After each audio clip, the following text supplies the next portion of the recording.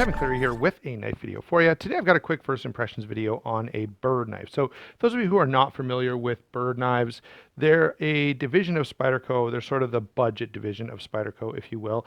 And for a lot of the typical mainstream Spydercos like the Endura and the Delica and a few others, there's sort of an equivalent Byrd knife where it's very similar in size, very similar in construction, just made with cheaper materials in China rather than in Japan, where the Endura Delica and stuff like that are made.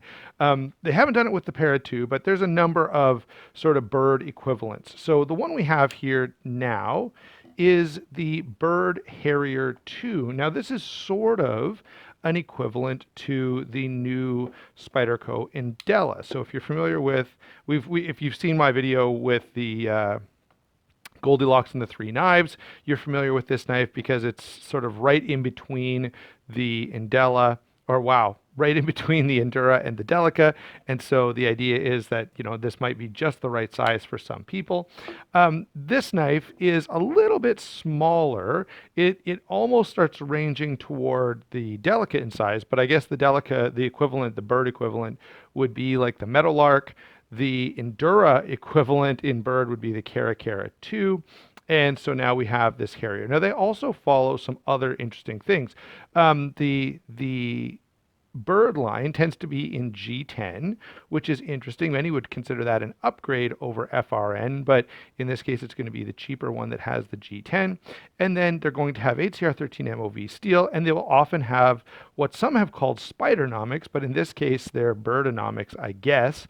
The Endura and Delica have this shape, sort of ricasso area, while the Byrd knives tend to have the choil here, which is going to be, you know, and some people have commented, a number of people commented on my previous video that that's an upgrade in ergonomics that they wish would be found on the plain Spydercos, the Delica and the Endura, and I kind of agree with that sentiment. So now that you kind of know what this is and where it fits in, I will do, by the way, a full comparison between this knife and the Indela. I'm just really not ready to do that yet because one of the things I want to do is a cut test, and I haven't got a good setup for that, nor have I spent enough time to get more familiar with these, familiar enough to do a proper comparison between them. So what I will give you is a quick first impressions on this guy. This is 7 3/4 inches long, 3 3/8 on the blade, 4 3/8 handle, 5 3/8 grip area. So that's from here to here. I did not include the choil in that. Of course, if you move up to the choil, you've got almost 3/4 of an inch of choil there. So that is going to give you some extra space for those who need it, making this, even though it's a smaller knife, pretty comfortable even for larger hands. And the weight on this guy is a pretty comfortable 3.4 ounces. If you take a quick look inside, you can see that there are some stainless steel liners in there, which is going to add to that weight. I kind of would have liked to see this constructed more like something from, say, Cold Steel, where they do almost full G10 on the handle and just have a little bit of steel up at the front. Anyway, that's not how they've done this, and that's fine. Quick rundown here. We've got HCR13 MOV blade steel. We're pretty used to seeing that budget steel on the budget Spydercos, like the Tenacious, like the Byrd series. Okay, it is a lockback, mid lockback, rather than a rear back lock like something like a Buck 110. Has the Boyd dent. G10 construction we've already mentioned, and 4-way positionable clip. The other cool thing about this is, notice it is torqued construction, so if you need to adjust the pivot, if it's got blade play, something like that, well, this one's actually quite solid. They tend to be quite solid. You could adjust this if you were so inclined.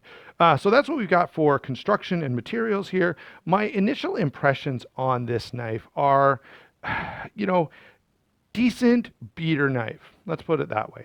It's comfortable in hand. It's got a very positive, good feeling lockback, nice grippy material, good ergonomics. Of course, the blade steel is not all that we would hope it would be. It would be nice to see them switch to the same BD1 steel that you're getting on the Byrd Raven, but they haven't done that.